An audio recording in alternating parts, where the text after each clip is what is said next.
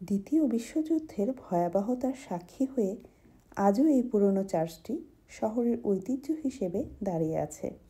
যুদ্ধের আক্রমণের শিকার এই চার্চটি কিছুদিন হলো পুনর্নির্মাণ করা হয়েছে। এটি হলো লে ক্লোcher সেন্ট মারি মাদলেন, একটি ঐতিহাসিক চার্চ টাওয়ার যার শেকড় পৌঁছে গেছে ত্রয়োদশ শতাব্দীতে।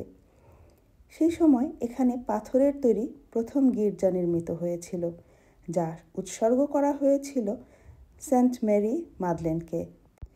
পরে শতাব্দীর পর শতাব্দী ধরে এটি বহু পরিবর্তন ও পুনর্নির্মাণের সাক্ষী হয়েছে। দ্বিতীয় বিশ্বযুদ্ধের সময় 1944 সালে মাসি এলাকার বড় রেল স্টেশন লক্ষ্য করে বোমা বর্ষণ করা হয়, আর সেই আক্রমণে চার্চের বড় অংশ ধসে যায়। তবে টিকে থাকে এই টাওয়ার, যা আজও শহরের ঐতিহাসিক নিদর্শন হিসেবে দাঁড়িয়ে আছে। নতুন গির্জা পরে পুনর্নির্মাণ করা হয়, আর এই পুরনো টাওয়ারকে শহরের অতীতের স্মৃতি হিসেবে সংরক্ষণ করা হয়েছে। আজ এখানে দাঁড়িয়ে আমরা শুধু একটি স্থাপত্যকেই নয়, বরং শতাব্দীর ইতিহাস আর মানুষের সংগ্রামের প্রতীককেও দেখি।